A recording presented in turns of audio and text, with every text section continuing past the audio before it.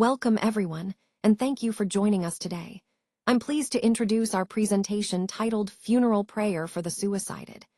This is a sensitive yet important topic that we will explore together. Over the next few slides, we'll discuss the significance of prayer in mourning, the spiritual aspects involved, and how we can offer comfort and support during such difficult times. Let's begin. Today, I want to discuss a sensitive but important topic related to Islamic teachings on suicide and funeral prayers. First, let's look at what different scholars have said. Maliki scholars state explicitly that if someone takes their own life, they are to be prayed over. On the other hand, Hanbali scholars clarify that the Prophet never refused to offer funeral prayers for anyone, except in two specific cases. The first case involves someone convicted of embezzlement, particularly of zakat funds, and the second is a person who committed suicide. This distinction highlights the nuanced approach in Islamic jurisprudence regarding the funeral rites for those who have taken their own life. Now, to illustrate this, let's consider the narration from Jubba, which is quite powerful. A man from the tribe of Aslam came to the Prophet and confessed that he had committed illegal sexual intercourse.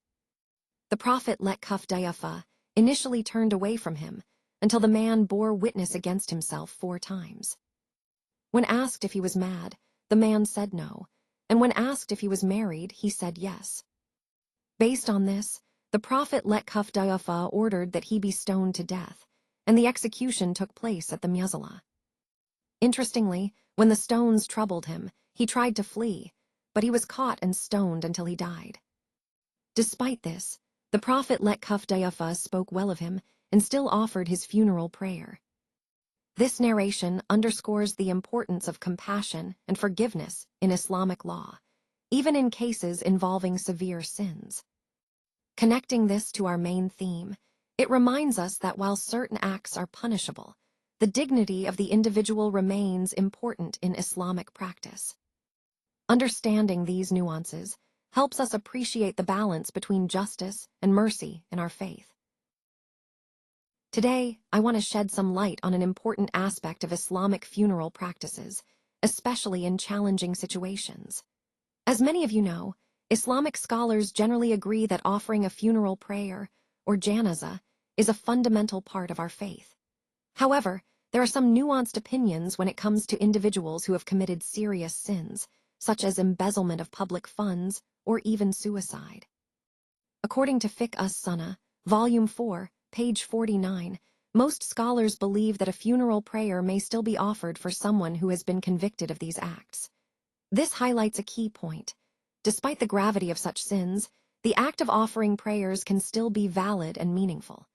It emphasizes the importance of compassion and the hope for mercy from Allah, even in difficult circumstances.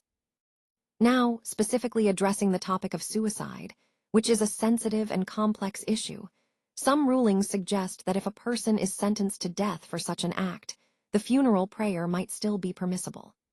This underscores the idea that, in Islam, the dignity of every human being is preserved until the very last moment, and prayer can serve as a supplication for Allah's mercy and forgiveness. This discussion ties back to our overall theme of understanding the depth and compassion within Islamic teachings, especially regarding how we handle difficult moral and ethical situations. It reminds us that even in cases of grave sins, there remains room for mercy, prayer, and hope for divine forgiveness.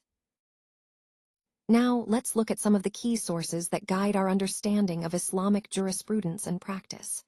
First, we have Reliance of the Traveler by Ahmed ibn Naqib al-Misri, which is a comprehensive manual widely used in the Shafi'i tradition.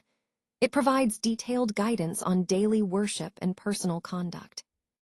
Next, there's Al-Hidayah, also known as the Guidance, by Imran Ahsan Khan Niazi, which offers a thorough overview of Hanafi fiqh and practical legal rulings.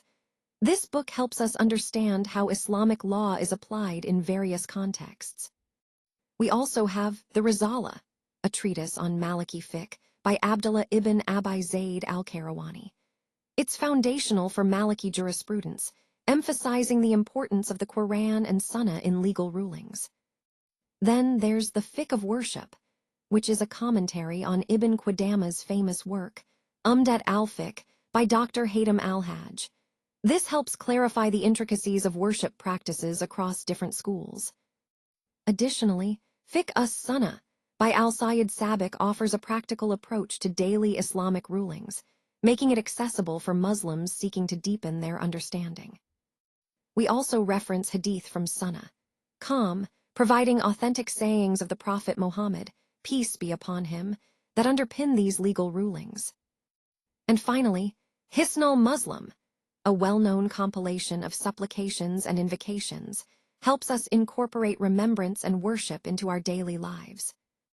All these sources collectively highlight the richness and diversity within Islamic jurisprudence, reinforcing the importance of knowledge in practicing our faith correctly and confidently. They connect directly to our overall theme of seeking authentic guidance and understanding Islam deeply. Thank you for joining me today. As we come to the conclusion of our presentation, I want to highlight a few important points. First, the content you've experienced is protected by copyright, and it's copyright 2025 by Continuous Learning Development. This underscores our commitment to providing valuable, up-to-date learning resources. Next, I'd like to emphasize that this is the end of our session, but the learning doesn't have to stop here. Remember, continuous growth and development are key to staying ahead in any field. You can always visit our website at www.cldinstitute.com to find more courses, resources, and support. Finally, I hope you found this presentation insightful and inspiring. Keep applying what you've learned, stay curious, and continue your journey of lifelong learning. Thank you again for your time and engagement.